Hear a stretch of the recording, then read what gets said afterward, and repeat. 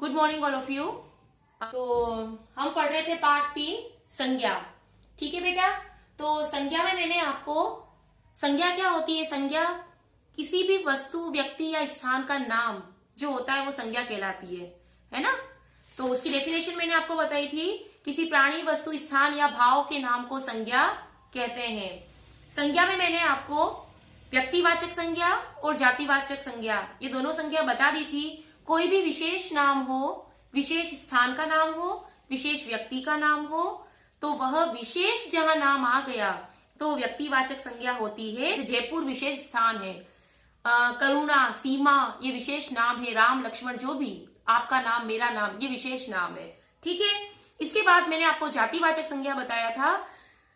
जातिवाचक संज्ञा में क्या अंतर होता है व्यक्तिवाचक और जातिवाचक। व्यक्तिवाचक संज्ञा में विशेष व्यक्ति या वस्तु का बोध कराने वाले शब्द होते हैं।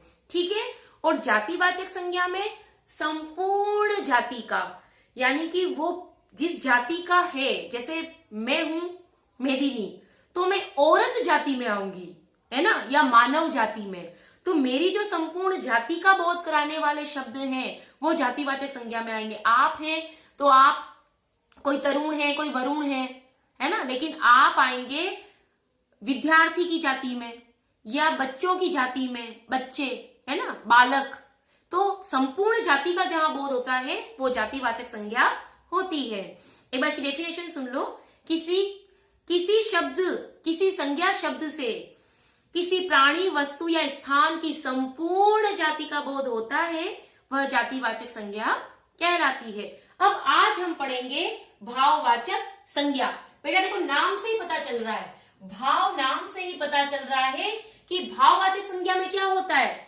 न तो वो कोई विशेष वस्तु होती है, न वो संपूर्ण जाति होती है, वो मन के भाव होते हैं।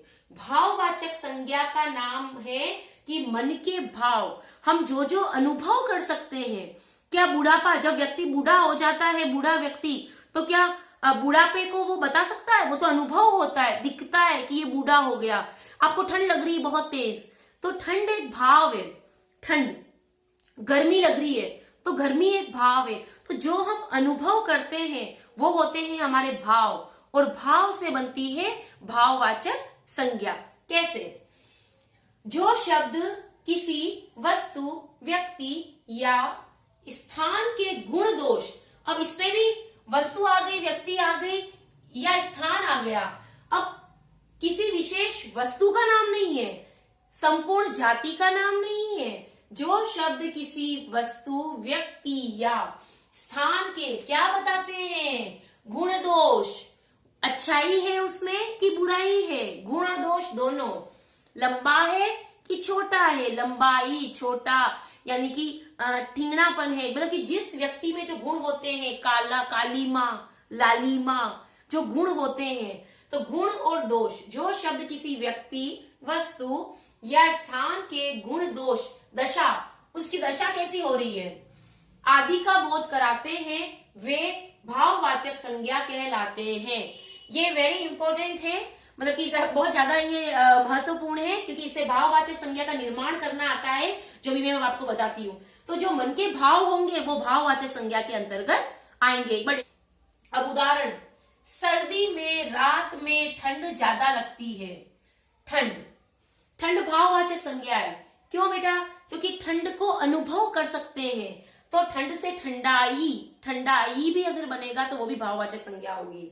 ठीक है। अब दुख, सुख या सुख, दुख, ये हमारे भाव है, भाव है ना, व्यक्ति के भाव, व्यक्ति के भाव। सुख, दुख, बुढ़ापा, उसकी दशा है। उदारता, दया का भाव। अगर आपको किसी के प्रति मुझे तो बहुत दया आ गई, तो जब दया आती है तो वो आपकी उदारता, एक भाव होता है, एक आपका मन का भाव। तो जो मन के भाव होते हैं वो भाववाचक संज्ञा के अंतर्गत आते हैं। जिनका, या फिर यह बच्चा लंबा है, तो ये तो विशेषण हो गया, एडजेक्टिव, लेकिन उससे भाववाचक संज्ञा कैसे बनाओगे वो मैं बताती हूँ आपको। ठीक है, थोड़ा ध्यान से देखो। भाववाचक, मनुष्य, अब वे जातिवाचक संज्ञा है ना बेटा, मनुष्य, बच्चा, मानव, सेवक, नारी। बच्चा भी जातिवाचक संज्ञा है, कोई पर्टिकुलर नाम नहीं आया है यहाँ पर किसी बच्चे का, तो ये जातिवाचक संज्ञा। मनुष्य जातिवाचक संज्ञा, सेवक जातिवाचक संज्ञा, सेवक नौकर, मालिक, तो ये कोई भी हो सकता है। नारी यानी मैं, नारी, आपकी मम्मी नारी है ना, तो ये जातिवाचक संज्ञा है। अब जातिवाचक संज्ञा से आप भाववाचक संज्ञा कैसे बनाओगे? आपको ये बात ध्यान रखनी है कि मन का भाव आता है भाववाचक संज्ञा में। अब देखो, मनुष्य, मनुष्य, मनुष्य के अंदर क्या होगी? मनुष्य के अंदर किसके भाव होंगे? क्या लगाया मैंने? ता। तो मनुष्य के अंदर क्या भाव होंगे? मनुष्यता के। तो ये बेटा प्रत्यय होता है, जो शब्द के अंत में जो शब्दांश लगते हैं, छोटे छोटे शब्द के हिस्से, टुकड़े लगते हैं, वो भी आपको बताया नहीं है, पढ़ाया नहीं है, वो 6 में आएगा। तो बेटा ये जो अंत में जो लगा ता, तो इसके मनुष्य से बन गया मनुष्यता, यानी मनुष्य के मन का भाव मनुष्यता। तो ऐसे आपको जातिवाचक संज्ञा द्वारा भाववाचक संज्ञा बनानी है। मनुष्य से बना मनुष्यता। बच्चा से क्या बनेगा? बच्चे के अंदर क्या होगा? बच्चे के अंदर क्या होगा वो भाव बताना है। बच्चे के अंदर क्या होगा? भाव, बचपन। मानव के अंदर क्या होगी? हमें क्या रखनी चाहिए? मानवता। ठीक है। सेवक के अंदर क्या भाव होगा? सेवक क्या करता है? नौकर क्या करता है? नौकरी का भाव। सेवक क्या करता है? सेवा। तो सेवक के अंदर क्या भाव होगा? सेवा। जो मन के भाव आ रहे हैं, तो ये सारी जातिवाचक संज्ञा है। आपको पहचानने तो आ गई ना बेटा, जातिवाचक संज्ञा क्या होती है? ये संपूर्ण जाति का बोध कराती है जातिवाचक संज्ञा। इसी से मैं भाववाचक संज्ञा बता रही हूं। नारी के अंदर क्या होगा? नारीत्व। त्व प्रत्यय लगा, त शब्द के अंत में शब्दांश लगा, तो नारी में क्या होगा? नारीत्व। तो नारी से नारीत्व बन गया। अब सर्वनाम द्वारा, सर्वनाम जानते हैं आप? संज्ञा, इसके बाद हम सर्वनाम पढ़ेंगे इसमें पाठ में, लेकिन संज्ञा के स्थान पे आने वाले शब्दों को सर्वनाम कहते हैं। राम, वह, Sita, she, he, it, they, there, that, सर्वनाम जानते हैं ना इंग्लिश में? He, she, it, they, there. तो संज्ञा के स्थान पे प्रयुक्त होने वाले शब्द सर्वनाम कहलाते हैं। मैं, वह, तुम, वह। तो ये देखो, ये सर्वनाम है। सम, सम से बना समता, ये ता प्रत्यय लगाया। सम यानी होता है समान, है ना? सम से बना समता। पराया, अपना, अपना। माय, माय सर्वनाम है ना, प्रोनाउन। माय, तो अपने का उल्टा क्या होता है? पराया। तो पराया में क्या भाव होगा? अपना में क्या भाव होगा? जो अपना होगा, अपना में होगा अपनापन। तो पराये में क्या भाव होगा? परायापन। ये पराया भी सर्वनाम है। मम, मम, मम यानी बच्चा जब शुरू में बोलना सीखता है तो क्या बोलता है? मम, मम, मम। तो मम जो शब्द है वो ममत्व यानी माँ की ममता से जुड़ा हुआ है ना? माँ का जो स्नेह होता है उससे मम। तो मम यानी मम्मी जो बोलते हो उसी से रिलेटेड है माँ से। मम से ममत्व बना। मम के अंदर क्या है? ममत्व यानी स्नेह है जो आपकी मम्मी का आपके प्रति है ना? मम के अंदर क्या होता है? त्व प्रत्यय लगाया, ममत्व। अब अपना, अब जैसे पराया से परायापन, वैसे ही अपना से अपनापन। तो ये तो मैंने भाववाचक संज्ञा बनाई है, एक तो जातिवाचक संज्ञा से और दूसरी सर्वनाम द्वारा। अब मैं विशेषण द्वारा भाववाचक संज्ञा बताऊंगी अभी आप, ठीक है? ये क्या है? विशेषण, एडजेक्टिव। संज्ञा या सर्वनाम की विशेषता, मीठा, गरम, महान, वीर, ये सभी संज्ञा या सर्वनाम की विशेषता होती है। तो मीठा के अंदर क्या भाव होगा? हमने मीठा खाया, मीठा के अंदर क्या भाव होगा? सोचो, मीठा के अंदर क्या होगा? मिठास। मीठा के अंदर मिठाई नहीं होगी, मीठा के अंदर होगा मिठास का भाव। गरम के अंदर क्या लगेगी आपको? गर्मी। महान के अंदर क्या होगी? महानता। वीर के अंदर क्या भाव होगा? कायर के अंदर क्या भाव होगा? कायर के अंदर कायरता और वीर के अंदर वीरता। ये देखो, ता प्रत्यय लगाया, इसमें भी ता लगाया, कई बार ता ता लगाकर भी भाववाचक संज्ञा बनती है। गरम से गर्मी, ई लगाया, और ये मीठा से बना मिठास, मी में बड़ी की मात्रा लगी, मी या मिठास लगा तो छोटी की मात्रा आ गई। ये विशेषण से भाववाचक संज्ञा है। अब क्रिया द्वारा, क्रिया जानते हो, वर्ब, भाव, मन के भाव कैसे बनेंगे क्रिया द्वारा। हा हा हा हा, हंस रहे हैं हम, रो रहे हैं, लिख रहे हैं, लिखना क्रिया है। अब उसे भाववाचक संज्ञा कैसे बनाओगे? हंसना के अंदर क्या है, लिखना के अंदर क्या है, उड़ना के अंदर क्या है, ये जब क्रिया है तो इसके अंदर देखो, हंसना क्या है, ये सब क्या चीजें हैं? वर्ब है, वर्ब सी फॉर्म बोलते हैं इंग्लिश में, काम का होना या करना।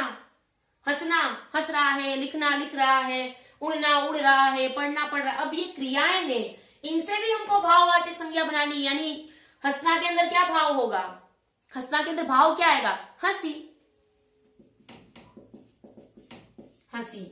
लिखना के अंदर क्या भाव आएगा? लिखावट। उड़ना के अंदर क्या भाव आएगा? उड़ावट? नो, उड़ना के अंदर भाव है उड़ान का भाव, उड़ान का भाव है ना, उड़ना के साथ उड़ान का भाव। और पढ़ना के साथ किसका भाव है? पढ़ाई का भाव। लिखना के साथ लिखावट भी हो सकता है, लिखाई का भाव भी हो सकता है, पढ़ना के साथ पढ़ाई का भाव। तो मैंने अभी आपको क्रिया द्वारा भाववाचक संज्ञा बनाना बताया, विशेषण द्वारा, ये विशेषण है उसके द्वारा बताया। उसके बाद मैंने आपको जातिवाचक संज्ञा के द्वारा बताया, बच्चा से बचपन, मानव से मानवता, यानी कि मन के अंदर भाव क्या है वो उसकी भाववाचक संज्ञा बन जाएगी। हंसना के साथ हंसी है। और मैंने सर्वनाम द्वारा बताया, जैसे सम से समता, पराया से परायापन, अपना से अपनापन, अपनेपन का भाव, मम में ममत्व का भाव, पा जवानी, जवान व्यक्ति है उसके अंदर जवानी का भाव है, बूढ़ा व्यक्ति है उसके अंदर बुढ़ापे का भाव है। और हंसी, रोना, दया का भाव, प्रेम का भाव, प्रेम, दया, क्रोध का भाव। ठीक है बेटा, क्रोध, दया, प्रेम, सुख, दुख, ये सारे हमारे मन के भाव होते हैं। और कभी कई बार ऐसे, जो चौड़ा है उसमें क्या भाव है? चौड़ाई का, है ना, उसकी चौड़ाई है। लंबा है तो लंबाई का भाव है। इस प्रकार से भाववाचक संज्ञाएं बनती है। अब मैं आपको बताऊंगी जातिवाचक संज्ञा के दो भेद और बच रहे हैं हमारे।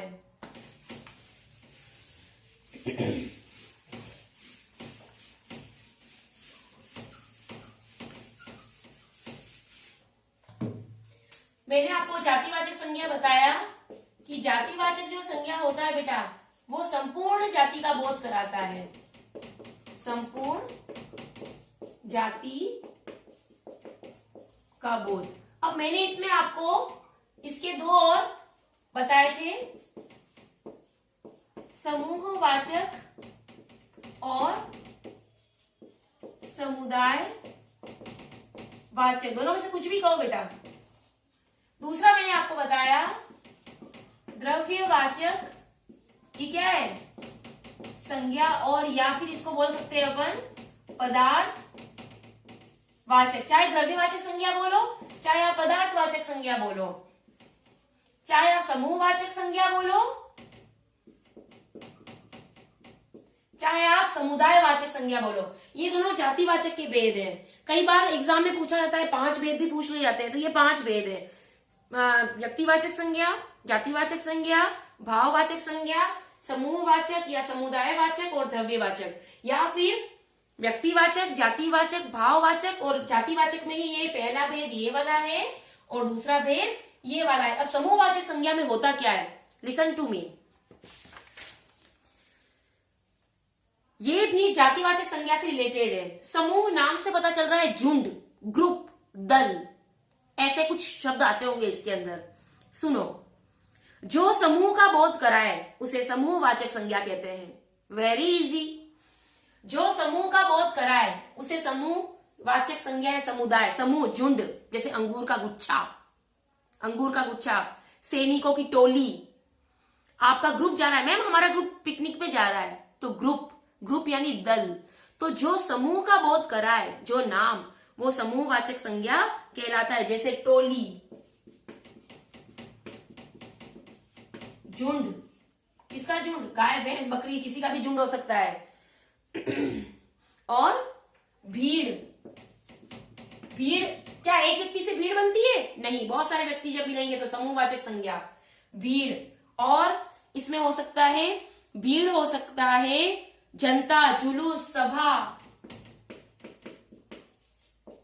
जुलूस,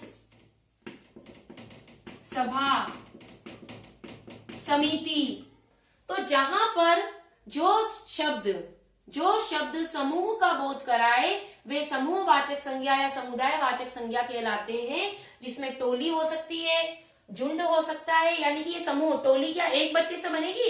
एक व्यक्ति से टोली नहीं बनेगी, इसमें बहुत सारे व्यक्ति चाहिए। झुंड में भी एक व्यक्ति से नहीं बनता झुंड, किसी का भी झुंड हो सकता है। भीड़, भीड़ एक व्यक्ति की, भीड़ खड़ी थी और एक व्यक्ति खड़ा है वहां पे सॉरी, कभी ऐसा होता है?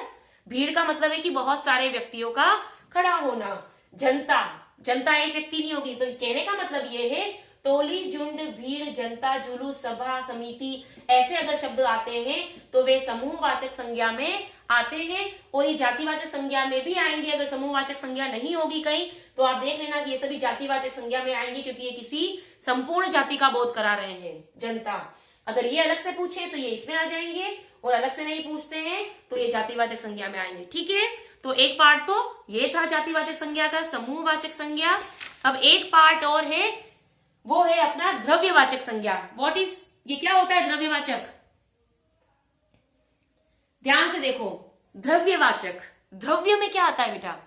जो चीज हम नापते तोलते हैं वो द्रव्य होती है। पदार्थ, पदार्थ को इंग्लिश में आप क्या बोलते हो? मटेरियल, मटेरियल शायद हो सकता है मटेरियल। जैसे पदार्थ में क्या आएगा, ये देखो, सोना, लोहा, चांदी, दूध, पानी, चावल, गेहूं, मक्का, अनाज। तो जो चीज हम तोल सकते हैं वो सभी द्रव्यवाचक संज्ञा में आएंगे। ये समझा रही हूं ताकि आपको पता चले द्रव्यवाचक क्या होता है। मटेरियल कोई भी, जैसे ये द्रव्यवाचक संज्ञा में आएंगे। दूध तोला, सोना तोल के देते, सोना, चांदी, लोहा, है ना, पानी, घी, चावल, दूध, दही। तो ये सारे हमारे द्रव्यवाचक संज्ञा में आएंगे। इसका परिभाषा क्या होती है? जो द्रव्य या धातु पदार्थ का बोध कराए। धातु, सोना एक धातु है, समझ गए? लोहा एक धातु है, एल्यूमिनियम एक धातु है। तो जो द्रव्य या पदार्थ का बोध कराए उसे द्रव्यवाचक संज्ञा कहते हैं। सोना, तेल, दूध, पानी, घी, चांदी, चावल, एल्यूमिनियम, लोहा, बहुत सारे बता दिए। जो शब्द धातु या पदार्थ का बोध कराते हैं, जो शब्द धातु या पदार्थ का बोध कराते हैं। ओके, तो ये पढ़ लिए हमने संज्ञा। और अब मैं जो आपके ये जो अब है आपके है प्रश्नोत्तर की बारी। मैं प्रश्नोत्तर अभी मैं आपको दूंगी, टाइम रहेगा तो। इसके साथ आपको अभ्यास प्रश्न भी करने हैं, ये सारे अभ्यास प्रश्न। तो इसका भाववाचक संज्ञा किसे कहते हैं? मुझे तो आपको पढ़ाने में बहुत मजा आ रहा है, ऑनलाइन पढ़ा रही हूं फिर भी। अब आपको मजा आ रहा है कि नहीं आ रहा है पढ़ने में? समझाइए। अगला प्रश्न आपका है, देख रहे हो,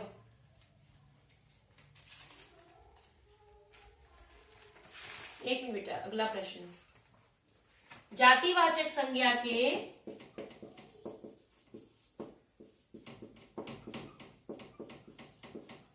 अन्य दो भेद। थोड़ा बोर्ड हिलता है बेटा ये, इसलिए थोड़ा सा लिखा नहीं जाता ढंग से। दो भेद समझाइए। मैंने अभी आपको दो भेद और समझाया ना, जातिवाचक के, द्रव्यवाचक संज्ञा और समूहवाचक संज्ञा, वो आपको समझाना है बेटा। और उदाहरण के बिना कोई ग्रामर का क्वेश्चन पूरा नहीं होता है, ये ध्यान रखना। उसके बाद आपको भाववाचक संज्ञा बनानी है। ये मैंने अपनी तरफ से दे रही हूँ बेटा क्वेश्चन, ये बुक में नहीं है। ये भाववाचक संज्ञा बनानी है कुछ शब्दों की। मनुष्य,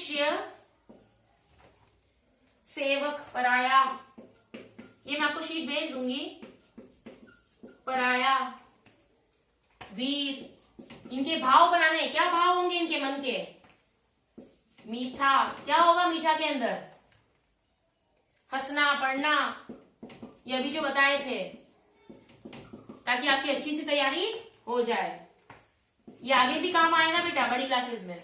गरम, नारी, नारी में क्या होता है? नारीत्व। मम में क्या होता है? ममत्व। तो ये आपके भाववाचक संज्ञा है। और लास्ट में आपको इसके साथ अभ्यास प्रश्न भी करने हैं, ठीक है। स्टेज आएगी 5। तो ये आपके आज का जो है वो गृह कार्य।